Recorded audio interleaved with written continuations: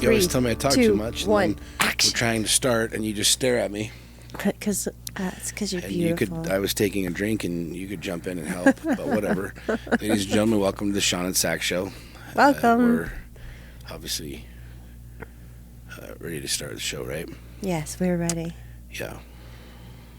Today, we're going to talk about All the things. couple goals and all the things. All the things. Yeah. Guys, welcome to the show. We appreciate you.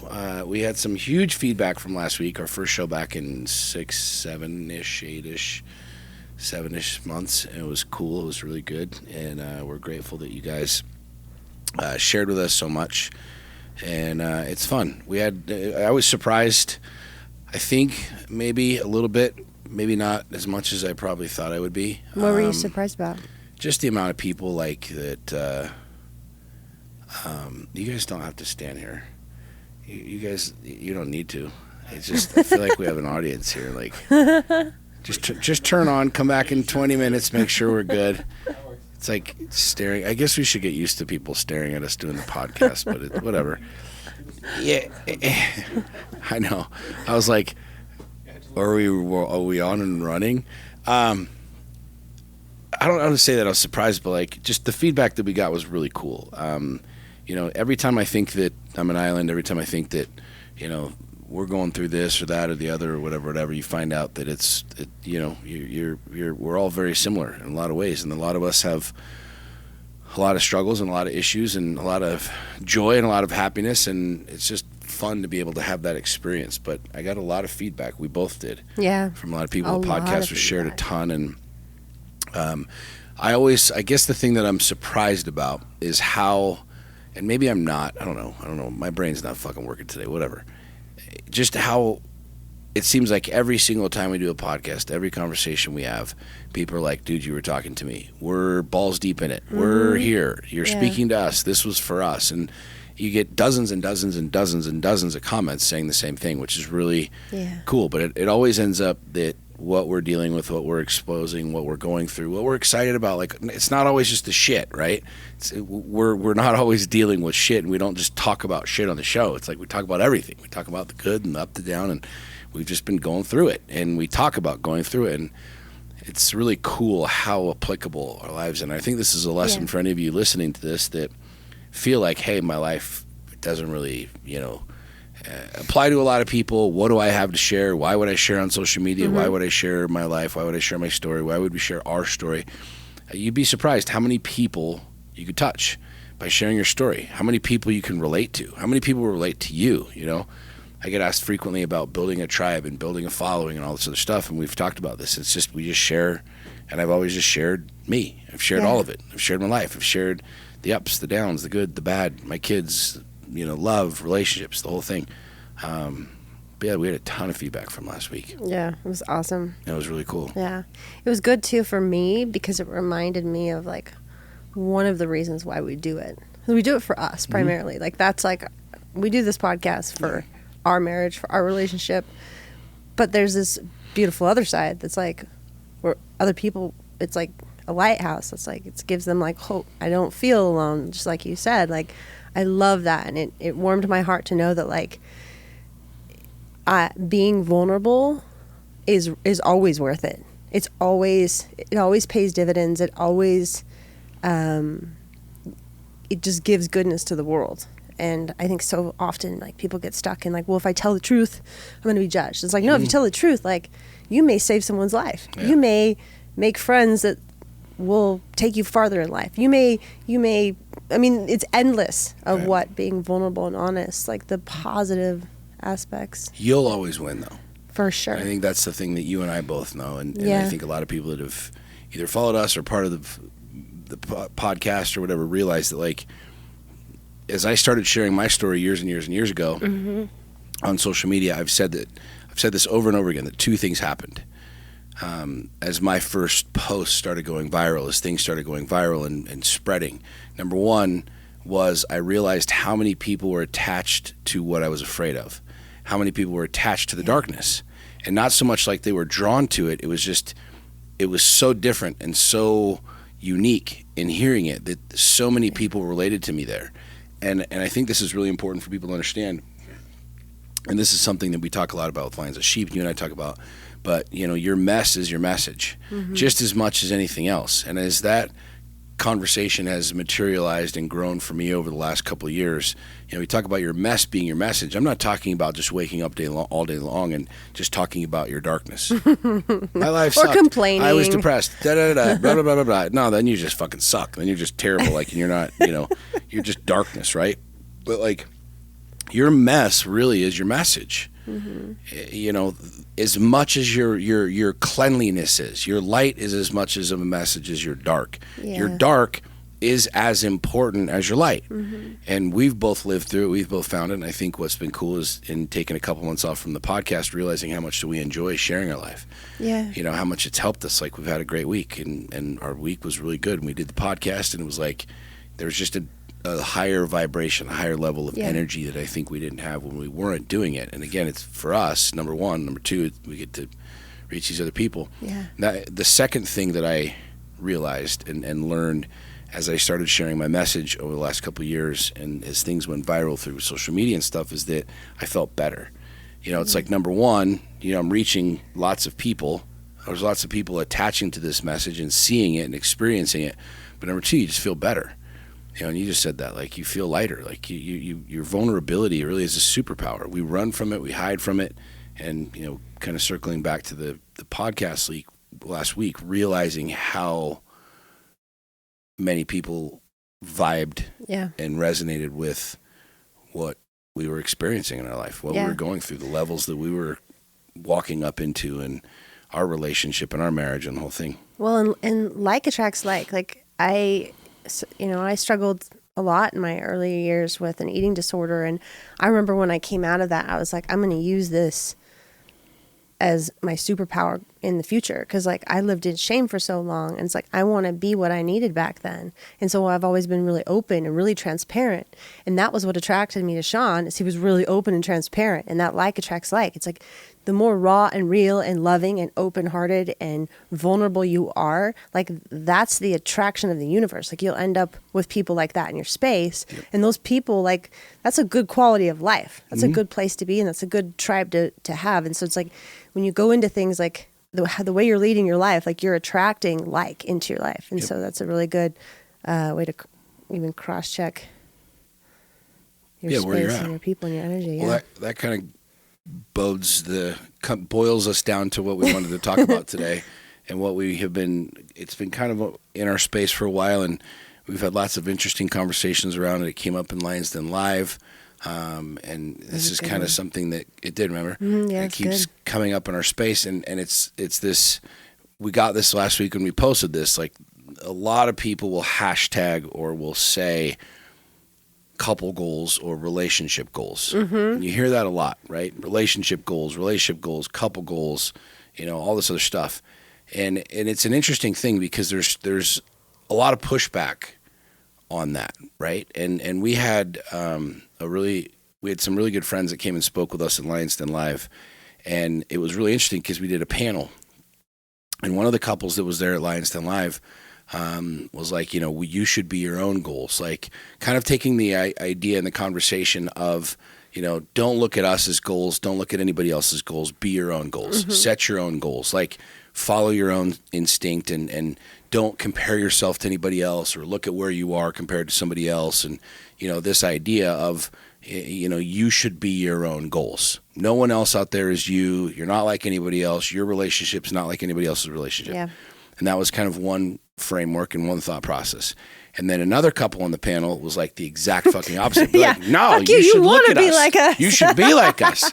Anybody who's Lions Den Live. We love all of these people so I loved much it. Too. I fucking loved it. I loved the panel because it was polarity. And if you were at Lions Den Live, you'll know what I'm talking about. And if you weren't, let me just kind of explain this to you. I had a panel, and there were 4 couples on there. Yeah. Me and Sax, and then 3 other couples that we truly love, and we did a relationship panel. And dramatically different human beings, dramatically different lifestyles, relationships, totally durations of relationships, incomes, jobs, location, where we all were, like all very, very, very dramatically different. Yeah. And I like that. And this question was asked about the relationship goals. And, one of the couples was there saying, no, you be your own goals and the whole thing. And then we had the exact opposite, which was like that, fuck you, you should look at us like we're dope, in we're a good rad. way. Yes, like they were saying very, this. very humble, very, like, very we real. work hard to be this, like not in a... It wasn't presumptuous No. and everybody else sucks, you should copy us. But it was very much like, look, we're living it, we're breathing it, we're eating it. Like we're putting our life out there. You should want to be like us because we're a great couple. And I love that. I love that Totally. vibe. I love the idea of saying, you know what, we're our own couple. We're going to go do whatever the fuck we want. We are our own goals. We're our own relationship goals. But I also look at the opposite of that, and like, there's a lot of couples. We talked about Scott and Ann Travis, our dear friends, last week. They're a couple that I look at and like, I want to be married for 36 years. I want to be able to be as flirty and as sexy and as sexual as they are. Yes, they talk openly about it all the time. We're banging today and over there and whatever, and we're always having sex. And they're, I've been married for 36 years. Like I want that, right? So you could say quote unquote relationship goals or couple goals or whatever. But it's an interesting thing because there was a lot of comments on there about that, and we talked about that. And this is something that I believe in, and something that I think is very healthy and very good and very poignant in not just being a human being, but being a couple. You should want to be like other people. You should look at other people. And I'm not saying I want to be you. No. But when you find a pattern that works, you should want to emulate that pattern. And it's great to have inspiration. It's Right. great to have inspiration in anything. Like you can have body goals, you can Right. have financial goals, you can have relationship goals, and you can see certain attributes in other couples that like, I want that. That's on Right. my list. I want to do that like them, and I want to do that like them. And I love this about this relationship, and I love this. Right. And just like, build on that. There were a couple of comments that came through, and that I feel like we wanted to emphasize this because there were some people that were like, taking the opposite out, going, oh, you want to be couple goals? Well, they were talking about how they almost got divorced, and we're talking about all this shit that they were going through and whatever. Why would anybody want to be like that? And that's the reason we wanted to talk about this is because, as a couple, we look at other couples, and I think we both feel the same way about this. We both are on our own journey. Like we're setting our own benchmarks, doing our own deal. We don't look at this couple and say, well, we're not good enough. We're not there enough because they have more cars than we do, or more vacation homes than we do, or bigger planes than we do, or bougier watches than we do. We don't look at our relationship as lack based off of what somebody else has or where somebody else is.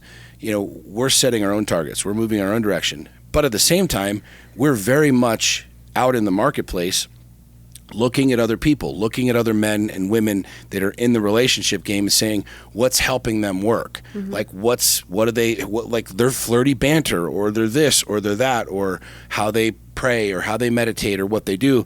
And we're very much on board with looking at saying that's a goal of mine. I mean, if you really break it down and look at it and say, what's a goal? A goal is this forward thinking thing. It's something that you want in the future. It's a target that you want to hit. It's movement that you want to make in a forward motion, right? A relationship goal should be that exact same thought process. Our relationship is to move forward. Our relationship is to move towards this target, move towards this reality, move towards this thing that helps us grow. And I think it's a very, very, very healthy thing to think about. It's a very healthy thing to talk about. It's a very healthy thing to work together on, in saying, hey, this is relationship goals, or this is couple goals.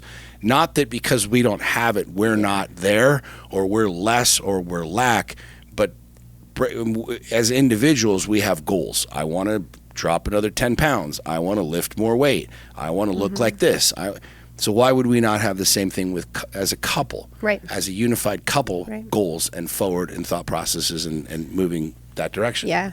And like with us, like going through struggles and talking about it, like I'm proud of us. Like I don't have any like shame around the fact that like we were in some deep shit, because I've discovered through having conversations with other successful couples that they too have, like, many of them have gone through some real dark, almost divorce stuff. Like it's real, and I don't want to.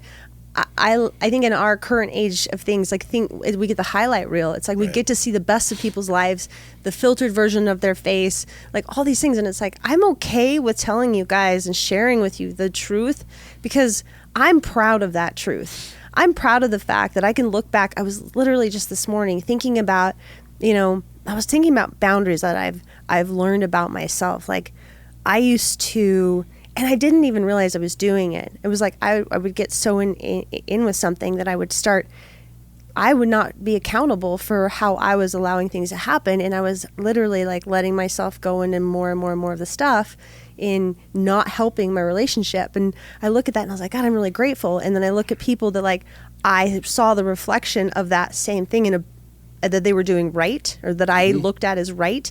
And I corrected myself in that. And I'm like, I'm proud of all this because I believe in the journey. I don't believe in there's some destination like, we won because we've been together longer, or we won because we never went through trials. Like, no, I believe that our life is a process of growth, and I'm super grateful to have mentors along the way and to be real. Like, I want to be real. Like, I don't know. I could go on and on about the little all these little micro lessons I've learned in such a short period of time, but it's like, couple goals is a whole. There's a lot of darkness in a couple goals, and I love that. The relationship goals and the couple goals, I think, is as powerful and real as your own personal goals, your own individual goals. And I feel like sometimes it gets misconstrued that we're lacking, or we're not there, or we're not this, or that it boils down to an unhealthy comparison game. You know what I mean? Mm-hmm. And I can only imagine what that would be like. Like, if you were hashtagging somebody else's stuff, like couple goals or relationship goals, like how that would make me feel, or vice versa. And that's real. I mean, that's just pure ego. That's, how we are as human beings. But I also think too that having two people on the same page that both want to grow. Yeah. We're going to grow at different rates.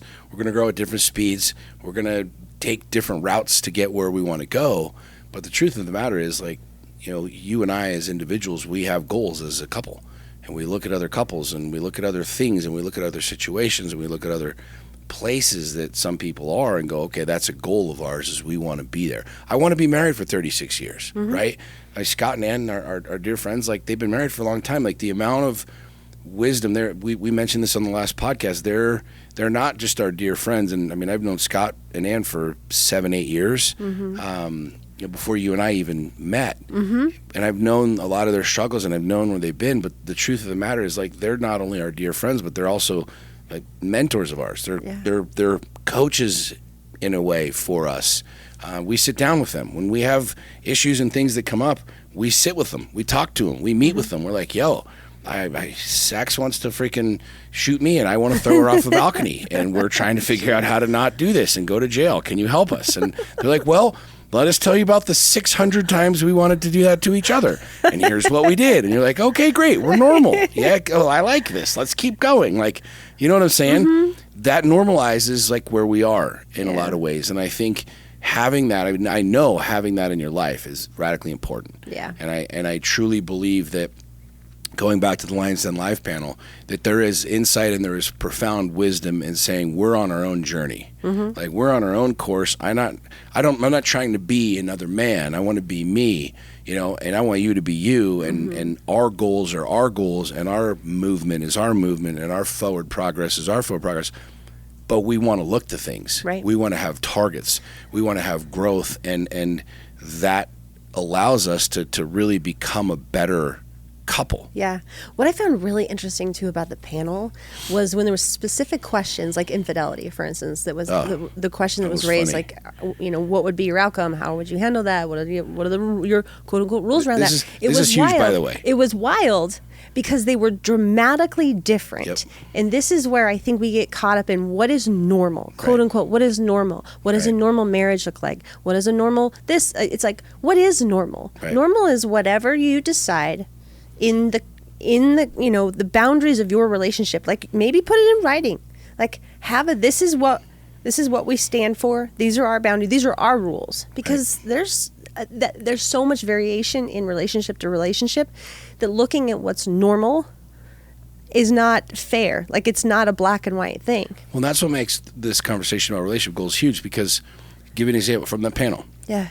The question was asked, how would you guys deal with infidelity, right? And what was really interesting is Scott and Ann, they've been married for 36 years.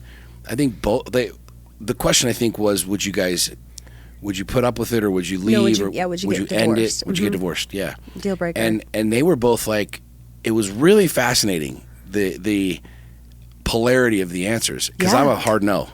Yeah. No. I just said no. We would get divorced. We'd be it. I would not. We both have an agreement. That's it. Done and done. Right.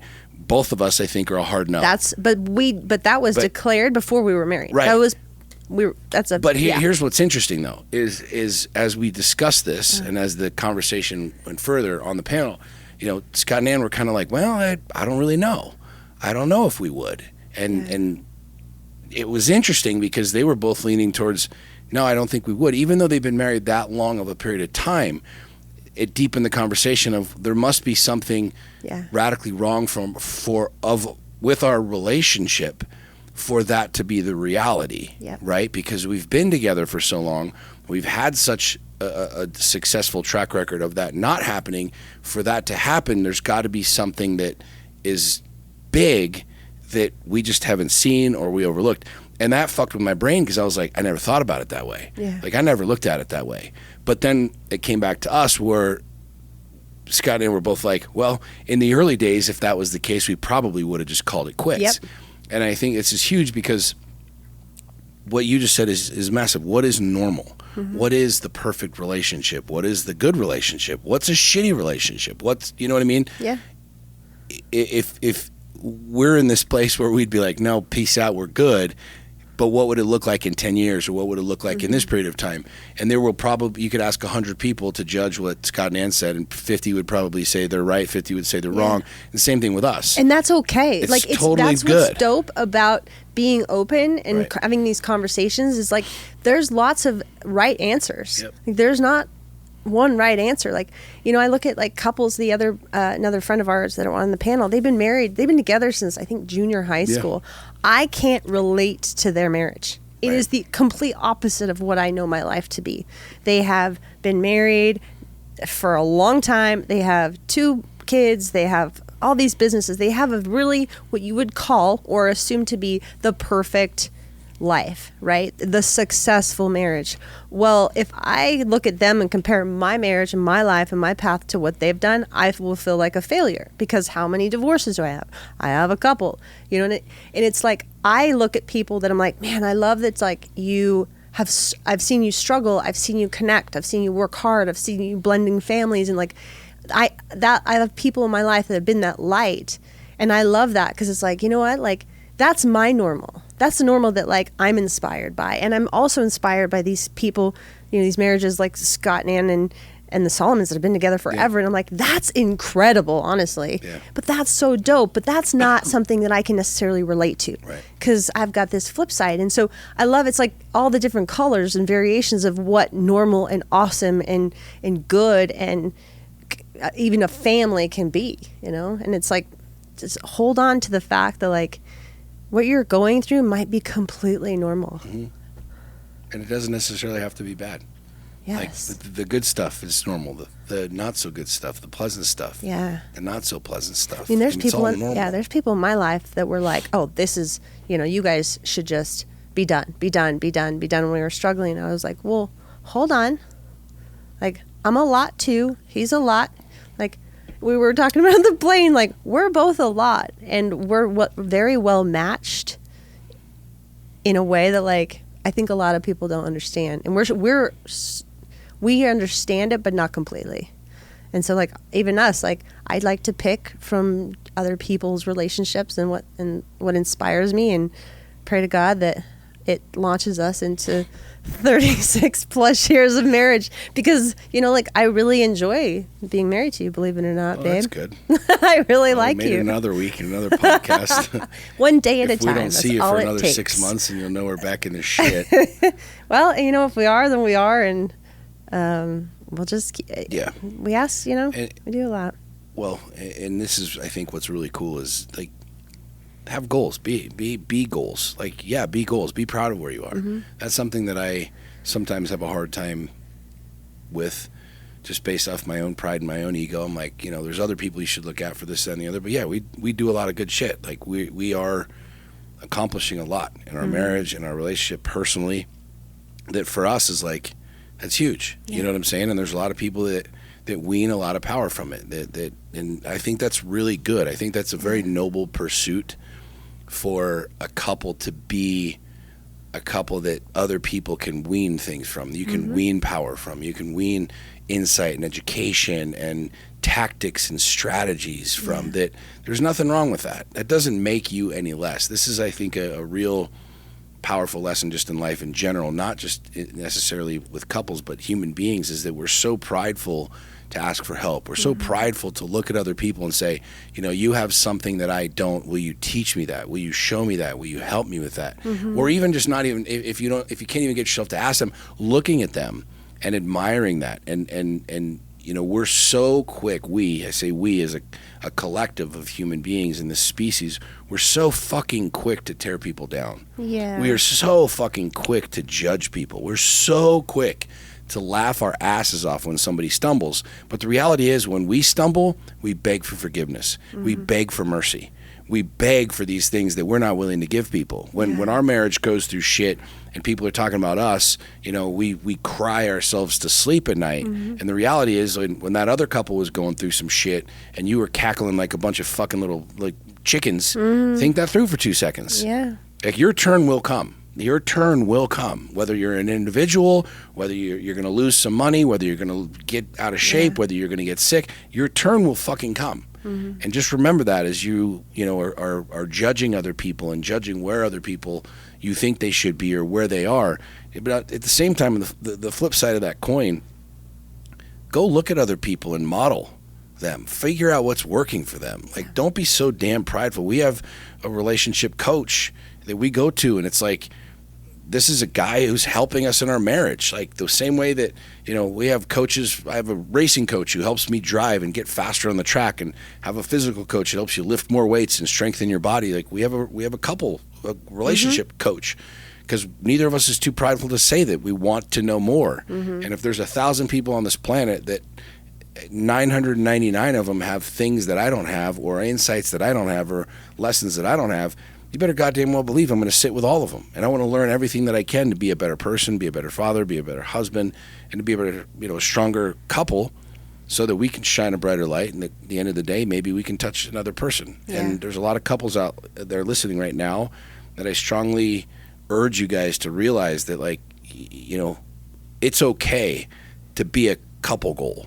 It's okay to have people say, hey, you guys are goals, or whatever. And there's nothing wrong with that. It means that you're doing something, shining something that is exemplifying goodness, light, greatness, whatever you want to call it, to someone else. And that's really what is powerful about life and really beautiful about life, is you can use your light, your story, your reality to change somebody else's life, change the direction of another couple.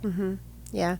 And have a lot of grace for yourself. Yeah. Like, you've never lived this day before. Yep. Even if you've been in the same relationship for a long time, you've still never done this day together. And I even look back on things that I feel like I could have done better, or ways that, or in moments where I judged too harshly. Maybe I judged other couples, or maybe I judged you too harshly, or maybe I judged myself all the time. Or judged myself too harshly. And it's like, you know, like, I've given myself a lot of grace, and just realizing that I'm learning. I'm learning every single day. Like, I don't think this is going to be the same, you know, like, things are going to come up, like health matters. I've seen this a lot in couples recently. Like, you know, they get a curveball from some health issue, and it's like that recreates the whole structure of your life all of a sudden. It's like, have grace, have empathy, and when you do screw up, like, forgive yourself. Like, even if it's judging another, like, I've started to literally write down, like, in reflection of, like, where did I show up in, like, where I was totally projecting, like, my own insecurities or my own whatever all over something, and just put it in writing so I can reflect back and be like, okay, like, these are my lessons, and watch myself deepen in this connection. Because if you care, you'll improve. Right. 100%. Yeah. Your goals, babe. Your turquoise. I'm wearing Sean's jewelry bolo today. Tie is goals. Yeah, I'm wearing. They're both your jewelry. I know. It looked very cute with my red shirt. Apparently, my turquoise was goals today for you. Yeah. Well, guys, don't be afraid of being goals, and don't be afraid of looking to other people. and setting goals to be in a different place. Yep. I think there's nothing more constant in life than change, and nothing more powerful than change, which is really, really, really cool. So, Yeah. Anything else you want to share on this, babe? No, I think I'm glad we nailed it. I think we nailed did this one. great for not having much sleep last night. We did good. We flew home on a red eye It was great. from a race We weekend. got in late. We did. All right, Here we guys. are. We appreciate you. Thank you for listening. If this resonates with you, please share it. Please leave a comment for us. And until next week, God bless you. We'll see you soon. Bye. Bye.